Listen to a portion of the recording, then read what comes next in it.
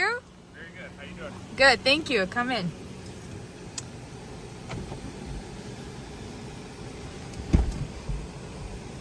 How's it going? Good. How are you? Great. Feeling good. I'm Lilit. Nice to meet you. Nice ride. Very Thank cool you. car. Are you ready for a short ride? Yeah. Let's do it. Are we Perfect. streaming live? Or is this recording? No, this is recording, Okay, but I'm not going to edit or do anything because I like it when everything is honest and how it is. Cool. So, just tell me a little about you. Well, I moved to Glendale about 2 years ago. Okay. And I had been following what's happening in schools for a few years. And you have kids too, right? Yeah, I've got a 3-year-old and a 1-year-old. Wow, okay. Yeah. How about you? You have kids? I have a son too. He's 5. He's turning 5 very soon. Yeah. Awesome. Yeah, little boys are great. So much fun. Yes. And so I went back to school in 2017. Okay. To Cal Poly Pomona for landscape architecture. Oh, okay. And while I was there, they had us read, for landscape architecture, right? They had us read educational theory. Oh, wow. And it was Marxist theory. Okay. And they, books that quote Lenin, Mao, Che Guevara, Castro. Oh, wow. Oh yeah. It was heavy stuff, and I was like, why are we reading this? Lenin. And it was educational theory that we were reading in landscape architecture school at a state school here, and I was like, what the hell is this? Yeah. And that was in 2017, and so I kept digging, and I realized, this is a very big problem in this country. And so that's how I started paying attention to the issue in the schools, and I haven't really stopped since. That's great, because not everybody has the courage to actually talk about it. That's right. Especially nowadays. Yeah. Especially in California. California. Yes. Yes. Unfortunately, it's kind of accurate. Yeah, unfortunately. Yeah. I've noticed you are very much into this because as an Armenian mom, as a social media influencer, I see a lot of women, not just women, men too, struggling how to choose what kind of school to choose for their kids, because every school we go in, we see they have the authority and the freedom to teach kids about all these LGBT, whatever hell it is. But I want to understand, what can we do as parents to prevent all this coming? What can we do to kind of stop it? What can we do? How we can boycott or do something that can help our kids not to learn about these kind of things? And even if they will learn, let them be on a certain age where they actually can choose if they want to be this or that. Right, absolutely. So, great question. What can we do? Well, you're doing it right now. You're learning right now. You're following the right people right now. Very good. Share this with everyone you know. Look at school board meetings. We have the next meeting coming up in Glendale. Okay. Or look wherever you are. Look at your local school board meetings. And you have to go there, and you have to talk directly to the school board and to the superintendent and to the administration, because they're all in on this. Unless you live in like a very conservative part of California that are actively opposing this already. Yeah. Every school district is in on this. They are ran from the state top down. They have very little control. Actually, they have more control than they would want us to believe on the local level. But they refuse to use that authority because they get something like 60% of their money from the state. That's what I actually wanted. My main question for you was this. I see a lot of even Armenian people sitting there, very on the school board? On the school big board? People. Yeah. And they will tell you stop telling this, stop judging these people, stop doing this. I want to understand, do you think they really actually keep their side, or they do it for money? Just your opinion, because I really want to know what these people actually support that kind of educational system, or they just do it for getting a little more money. Everybody's different, so some of those people actually believe what they're saying. I don't know what percentage. I can't read the heart of any person. We're now entering into Los Angeles, by the way. We've left Glendale, if you can tell. We just passed by a couple homeless people, actually. Some of them actually believe it. I would say Nairi, in Glendale, our president, Nairi Nahabidian, She definitely believes this. I got so mad when I saw her like last name and be like, oh, she's Armenian, okay. She absolutely believes it. Vivian Eksian, if she doesn't believe it, she is pushing it. That's the superintendent. She is pushing this aggressively. Jennifer Freeman, who's on the school board in Glendale, she definitely believes it. Ingrid Grinnell definitely believes it. And then you get like Sean Sahakian, who probably is clueless. And that's very dangerous. Sean Sahakian, yeah, he's on the school board. He's my age, you know, he went to Glendale. He knows a lot of people who grew up with him here. He grew up with traditional But does he values. pretend he agrees or he disagrees? He pretends he agrees. Nobody in Glendale at that in the school district actually, you know, vocally disagrees. Nobody does. Yeah. So that's the problem. And yeah, it's money, it's influence, it's peer pressure. Yeah. These people were fed a script and they just recite the script. And that's a big problem. So how do we actually oppose it? Yeah. Again, you got to show up. You got to organize with other parents. You've got to go to my Instagram. That's Henry4 Glendale. And in my bio, there's a link for the petition that Kelly King must go. I know. I have to definitely tag here so people can actually go and sign that petition. Yeah, because Kelly King is the assistant superintendent, and we are trying to get rid of her because she has admitted to breaking, or apparently has admitted to breaking California Ed Code and the state law here by like messing with permanent records. And there needs to be an investigation into her, and we're demanding that. We're demanding that she goes. We're over 7,000 signatures right now. I think we're going to break 10,000 by the next school board meeting, especially with your help. Yeah. Thank you so much. Now, how do we actually change things? We have to change the law, which is very hard. Very difficult. But this is. I mean, I'm young. I can do it. We have time. We're going to aggressively do this. We're not going to back down. We need to get people on the school board. You need to start looking for people who can be candidates, and then you have to start mobilizing aggressively to build a coalition to get a voter base to actually get them in there. Yeah. If you have the money, you could do a recall for your school board members. Totally cool. Send the powerful message that they are not safe in those positions. But you know, we do have to attack them with political power. There is zero persuasion to be done. You will never change these people's minds. It will not happen. Do you think protests or meetings will actually make any difference? Yes, if you get enough people there, like we're getting in Glendale, enough moms and parents. enough parents who vocally oppose this. Even if you're not a parent and you just care, just show up and aggressively say no. We do not accept this. We don't care what the law is. We don't care what the state law is. It's time that you protect our interests. You're the elected official. So is it going to change overnight? No. But will it change if you just put pressure on and you never let off? Yeah, so they can think if they do something more or extra, they know that this is coming. Like protests are coming. Oh yeah. Moms are gonna come with a mad attitude. I don't know. Like, I feel like every person who's against it, they can join. They can actually. Oh, sorry. Whoever is against this, they actually can participate. They can come and they can. That's right. Talk about this because they are future moms, future dads, obviously, and they don't want that with their kids as well. That's right. And you know, like talking is the number one thing that you can do. Seriously, people think like, oh, like we need to, you know, strategize and make all these political things. Like I just said, yes, it's very true. But you have to understand that truth is on our side. Little boys cannot become little girls, and they should not share locker rooms together. And oh wow, look at that house. Oh, I've never seen I wish you guys could see that house. Let me just you should show this. Whoa. See these too. What the hell is that? I know. This is crazy. Is this a house though? That is a house. Oh my god, that looks like it's out of The Hobbit. But okay, so truth is everything. Speaking truth is everything. If enough people simply show up and speak their minds and their hearts, there is no way that this will continue in California. It cannot continue because what they're doing is based on a lie. It's based on a lie, and what we're doing is based on truth. Simple as that. So show up and speak your mind. Be brave. Be consistent, and never back down.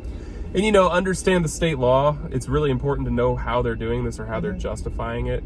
They use the state constitution. Do you want to get into technical stuff? You can, yes. That's what I was gonna ask you as well. We can go a little deeper so some people can actually get more knowledge about this.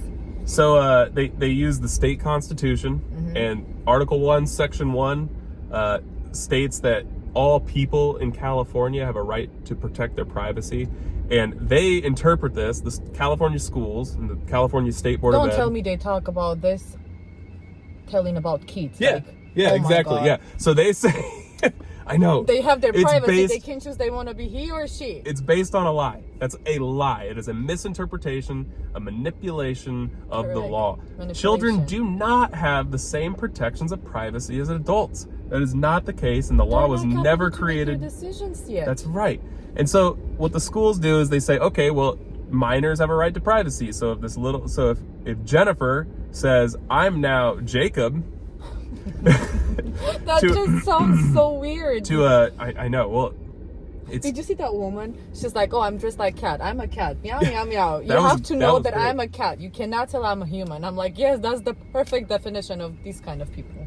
It really is. And it's a caricature of it, but it is truthful. I mean, it's a matter of time before they start, what do they call that? Like a pansexual, or I forget. There's a name for that. It's like, it's more than simply cosplay or furry fetishes or whatever. Oh, God. There's a real name for it where you identify as another animal.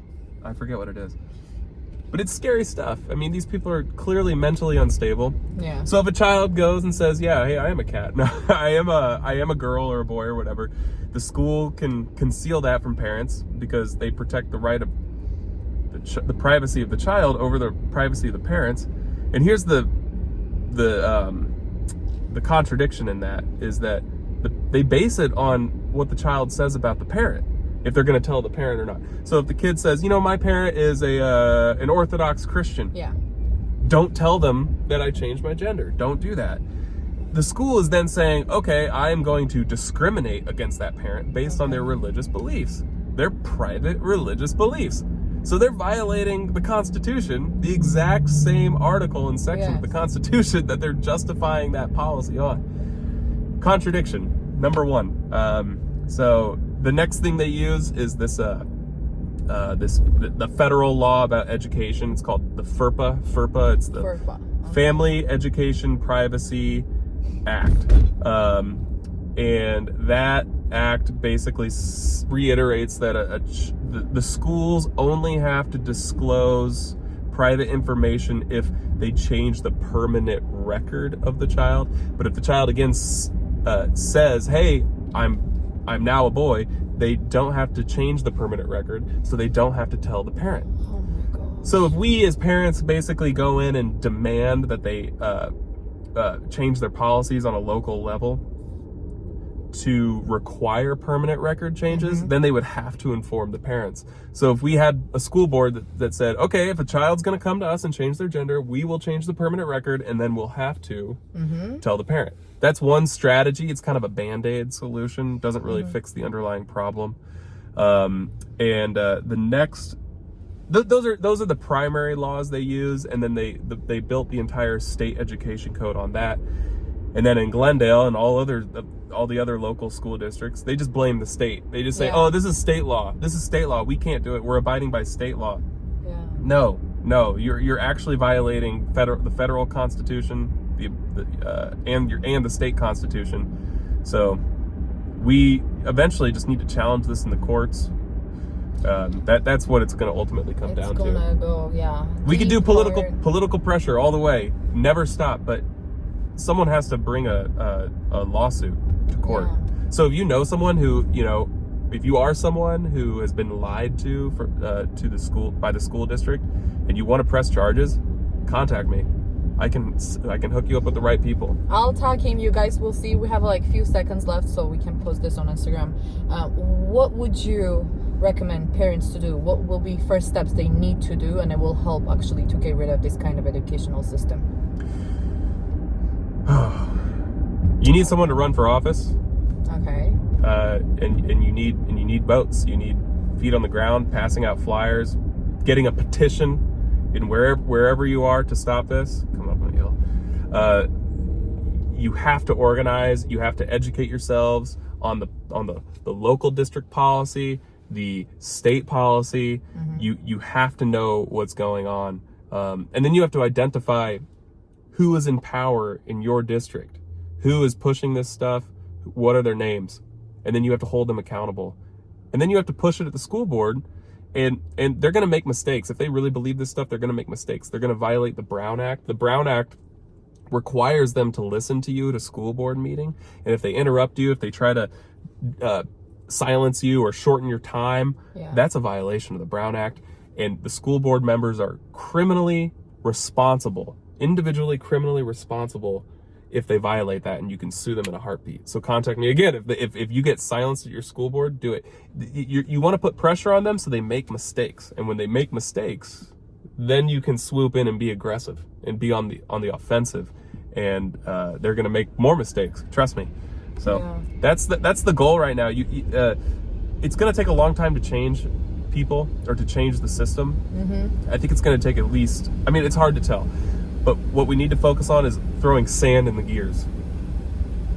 This is a machine. This is a machine. No, this is a machine, and they do not represent you. They do not represent anything human.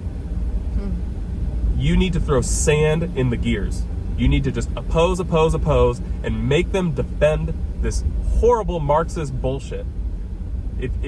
Because then people will see their hypocrisy. People will see what they're doing and the lengths to which they're willing to go to defend this nonsense, because we know that it's a lie. So that's what we got to do. We all understand, we know that it's a lie. And at the end of the conversation, I actually want to talk about this really quick too. It's not, we don't want to say like, oh, you don't need to be gay or you don't need to be this or that. We're not judging your decision. Right. But what we do here is we judge the decision of when people try to actually teach kids about all this stuff. We want our kids to be grown enough, like other gay people, straight people, I don't care, about what they do, about their life. I really don't mind how they live. That's none of my business. That's right. But all I care about is my kid. I want him to be enough grown so then he can make a decision if he want to live this way or he want to live that way. He want to marry a girl or a boy or something like this. I don't know. Or an animal. All I care is this. I don't want my kid to receive an education from school that he can choose what he can be at the age of 7, 8, 9, or 10. Because these kids cannot make a decision. That's right. That's why we're called to be parents. So we can raise them. We can give them all these, I don't know, information and education and life experience. I want them to be enough grown so then they can make all this decision. Right. I don't judge anyone who's LGBT, I don't know, but yeah, well, I mean, you don't have to judge them, but you can disagree with them. I can disagree with That's the whole what thing. I was saying. I'm not here to, judge them and be like, oh, you're this.